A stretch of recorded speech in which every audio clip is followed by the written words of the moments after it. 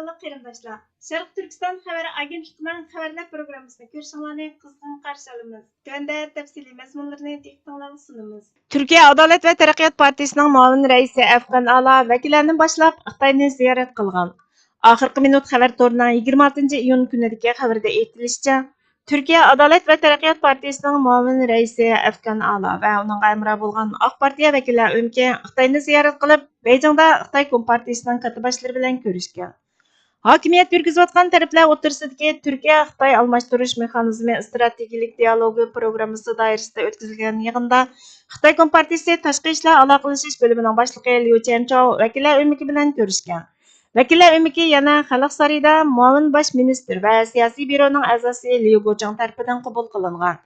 Turkiya-Xitoy munosabati, savdo, mablag' silish, dunyo va rayon taraqqiyoti, Turkiya fuqarolarining viza masalasi muzokara qilingan.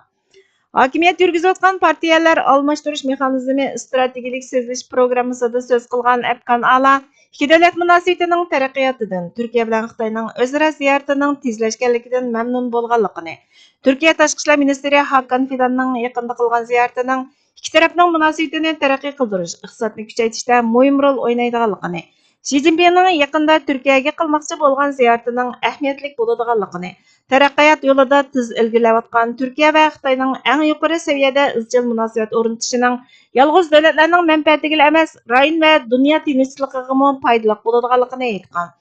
Afgan Ala yana Xitoyning Turkiyaning Osiyodagi birinchi cho'ng savdo hamrohi va dunyodagi uchinchi cho'ng savdo hamrohi ekanligi, yaqinqi 20 yilda ikki taraflik savdo miqdorining 40% ortib, 2023 yili 48 milliard dollarga yetganligini ko'rsatib, savdo miqdorining oshishi ijobiy, ammo buning texmo tampon va sijil bo'lishi kerakligini ta'kidlagan.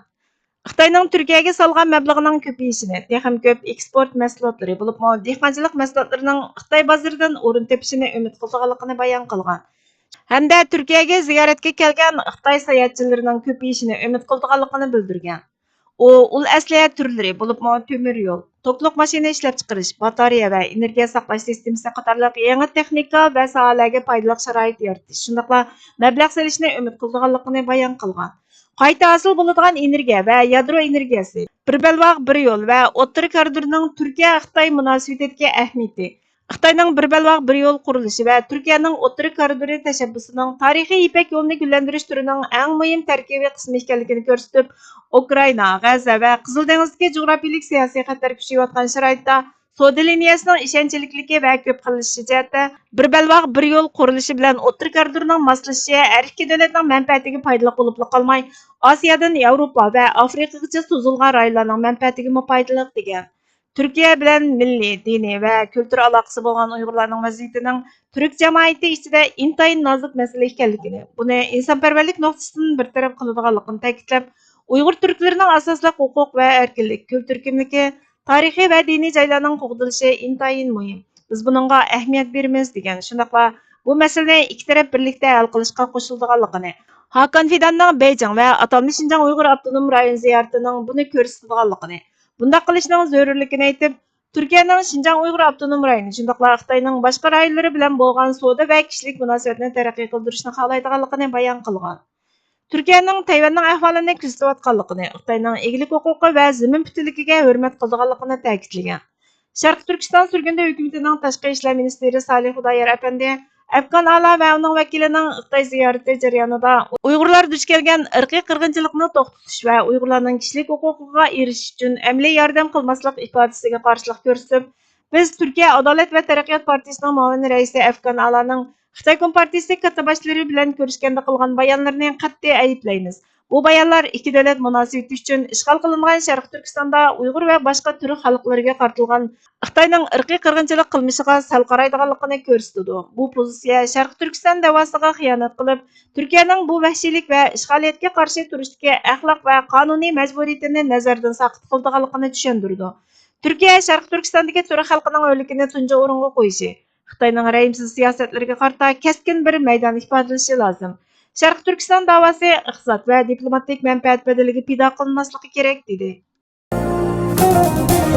26-iyun kuni Xitoyning Shanghai shahriga majburiy elib berilgan va qul amgikiga silingan Uyg'urlar Xitoyning qirg'inchiligida shahid bo'lgan va yaralangan qari bir kun. Sharq Turkiston surgunda hukumati ayollar, balalar, yoshlar, inson haqlari ministrligi bu qora kunni echinish bilan xotirladi. Xitoyning bu qirg'inchiligi Sharq Turkistondagi Uyg'ur va boshqa Turkiya xalqlariga qarata yurgizayotgan irqiy qirg'inchilikning namoyandasi. Sharq Turkiston xalqi Sharq Turkistonning mustaqilligini asliga keltirish, adolatga erishish irodasi bilan qat'iy bo'shashmay olg'a ilgirlab, Sharq Turkistonning mustaqilligini asliga keltirdi. Sharq Turkiston surgundi hukumatining bexatarlik va tashqi ishlar ministri Salih Xudoyor apandi 15 yil ilgari, ya'ni 2009 yili 6 ayning 26 kuni minglagan Xitoylar Shaoguandagi bir o'yinchiq zavodiga hujum qilib, Sharq Turkistondan majburiy emgakka selish uchun elib kelingan yuzlagan Uyg'urni yaralandırdı. Necha o'nlagan Uyg'urni o'ldirdi. Bu voqea Urumchida tinch namoyishni borliqqa keltirdi. Natijada ishg'olchi Xitoy Urumchida 2009 yili iyulda rayimsizlarcha qatliam yurgizdi dedi.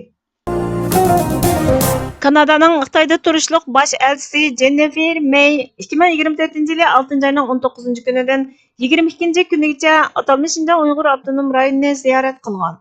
Kanada yer shari ishlari 23-iyun kuni ziyoratga munosabatlik bayonot e'lon qilib, bosh elchi Mayning atalmish Şinjan Uyg'ur avtonom rayon ziyorati Kanadaning Xitoy katibaşlari bilan diplomatik aloqasining bir qismi bo'lib, Kanadaning kishilik huquq vaziyatiga bo'lgan andishini atalmish Şinjan rahbarlariga bevosita yetkazish fursati bilan ta'minlaydi.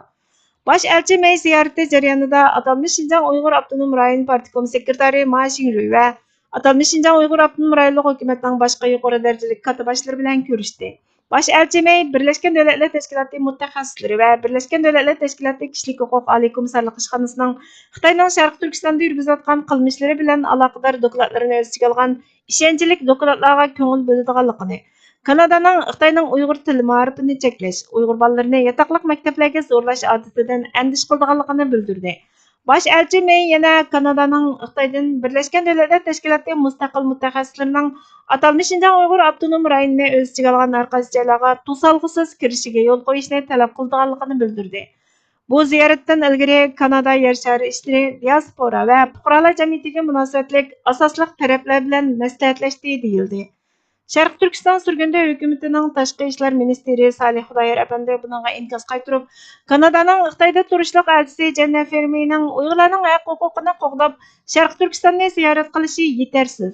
Xitoyning Sharq Turkistondagi vahshiylikka yolg'iz irqiy qirg'inchilik bo'lib qolmay, balki og'ir inson haqlari dafsanchiligini tashkil qiladi. Xitoyning Sharq Turkistonda davom qilayotgan zulmini oxirlashtirish uchun Kanada tashqi ishlar ministrligini o'z ichiga olgan xalqaro jamiyat Xitoyga og'ir jazo yurgizishi, Sharq Turkiston surgundi hukumatini qo'llab, Xalqaro jinoiy ishlar sud mahkamasidan Xitoyning jinoyatini tekshirishini, izchil besim qilishini talab qilishi kerak. Adolat uchun yolg'iz dialog yetarli emas dedi. Sharq Turkiston surgundi hukumatining ichki ishlar ministri Shukur Samsaq apandining boshchiligida Shvetsiya Uyg'ur komiteti 22-iyun kuni Shvetsiya tashqi ishlar ministrligi binosining oldida Xitoy tajovuzchilarining Sharq Turkistondagi irqiy qirg'inchilik, mustamlika va ishg'ol qilib olish qilmishini oxirlashtirish uchun Shvetsiya hukumatini o'z ichiga olgan dunyodagi barliq davlat hukumatlari va ommaviy tashkilotlar, qurilishlarni harakatga chaqiriq qilish maqsadida namoyish o'tkazdi.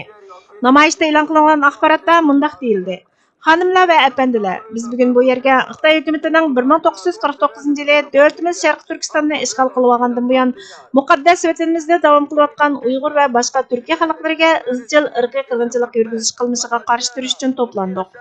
Millionlagan Sharq Turkiston xalqi Xitoy hukumati Sharq Turkistonda qurgan jazo lagerlari va turmalarda asirga ilinib, jismoniy jihatda qiynalish, ocharchilik, majburiy emgakka selinish, a'zolari yig'ib elinish, majburiy tug'mas qilib etilish, majburiy jinsiy parakandachilik uchrashdek vahshiy zulm va qiynashlarning qurboniga aylandi.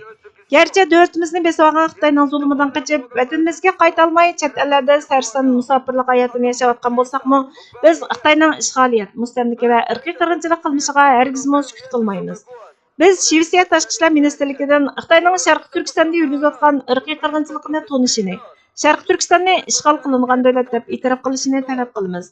Biz dunyodagi har qaysi davlat hukumatlarini, xalqaro tashkilotlarni Xitoyga qarshi jazo yurgizishga va Sharq Turkiston xalqiga qilingan irqiy qirg'inchilik, kishilik huquq dafsanchiligidan Xitoy hukumatini javobgarlikka tortishga murojaat qilamiz. Bu faqat Sharq Turkiston masalasi bo'lmasdan dunyoviy insonlik masalasidir. Bu dunyoviy adolat va izzat hurmatni qo'g'dash masalasidir. Xitoy hukumati sodir qilgan vahshiylik oldida dunyo sukut qilmasligi kerak. Ovozimiz cho'qim anglanishi kerak, uchurimiz cho'qim torilishi kerak. Biz g'arb ellerini o'z ichiga olgan dunyodagi barliq davlatlar va xalqlarni Sharq Turkiston xalqi bilan ittifoqlashib, ularning erkinligi, mustaqilligi va izzat hurmati uchun birlikda kurash qilishga chaqiramiz. Rahmat. Oldingi hafta Amerika Kengash palata a'zosi Mikael ikki partiya vakillari umidini boshlab Hindistonning Dharamshalaga berib, Tibetlarning ma'naviy rahbari Dalay Lama bilan ko'rishgan va ziyaratining Amerika hukumatining Tibet xalqini qo'llaganligi, shundaqla ikki davlat xalqining do'stligining simvoli bo'lishini umid qilganligini bildirgan. Sharq Turkiston surgunda hukumati ijtimoiy axborot vositalarida buningga inkos qaytirib, biz Amerika hukumati va parlamentini Sharq Turkiston xalqini qo'llashga, Tibetga bildirgan do'stligini Sharq Turkistonga bildirishga chaqiramiz. Amerika Kengash palatasi cho'qim Sharq Turkiston masalasi uchun Amerika Tashqi ishlar ministrligida alohida moslashtiruvchi talab qilishi. 2024 yili 2 oyda Amerika Avam palatasi tarafidan ma'qullangan Uyg'ur siyosati qonunini tizdan ma'qullashi kerak. Avam palatasi Tashqi ishlar komitetiga zulmga uchraguvchilarni qo'llaganlik uchun rahmat aytamiz dedi. Dunyoda taslim bo'lishning turlari ko'p. Urushda, mushlashishda, musobaqada va munozirada. Taslim bo'lish ba'zida oqilonlik, yana ba'zida yirginishlik. Taslim bo'lish omon qilishni qanchalik kafolatlantirmasin, uningda g'urur yanada ziydilanadi, yuzishidi. O'z-o'ziga yuz tikilish qiyin bo'ladi. Ijobiy nuqtadan qaraganda ba'zi taslim bo'lishda yanada o'zining qobiliyatining yetersizligiga qarata bir ochiq iqror bo'ladi. Taslim bo'lg'ichi hayot qilishi yoki texmo ilgirlab vayron qilmaslik uchun o'zining yengilganligini ochiq e'tirof qiladi. Ondan uningga tegishilgan nomus tuyg'usi bilan bir umr yashashga majburlandi. Ammo aramizda yana shunday g'alati va nomard taslimchilik borki, u qalbida allburun dushmaniga taslim bo'lib bo'lgan turg'uq, boshqalarga kuchli ko'rinish uchun uni yoshirdi. Texmiyamini taslim bo'lmagan va bo'lmaydiganlarni behuda ayblash va qaralash orqali hammaning taslim bo'lishiga ongsiz yoki g'arazli kuchaydi. Bu orqali o'zining vijdonini aromsizlantiradigan taslimchilikni yoshirin oqlamoqchi bo'ladi. Шуңа oshkora taslim bo'lganlarga qaraganda yoshirin taslim bo'lib bo'lgan ammo e'tirof qilmaydiganlar texmi xatarli. Ularning soladigan ziyni dushmannikidan qilishmaydi va uning bilan ongsiz tankash qilingan bo'ladi. Texmi keskin aytganda ular buning bilan allburun dushmanga aylanib ketgan bo'ladi. Hatto ular buni jon jahli bilan inkor qilsin. Sharq Turkiston Jumhuriyati surgunda hukumatining Jumhur raisi doktor Mamtimin Ala afandining yozmalaridan elindi. Bugungi xabarlarimiz bu yerda oxirlashdi. Bizga vaqt ayirganingiz uchun ko'pdan-ko'p rahmat. Kelar qatimqi programmamizda ko'rishguncha Allohga omonat bo'lgaysizlar.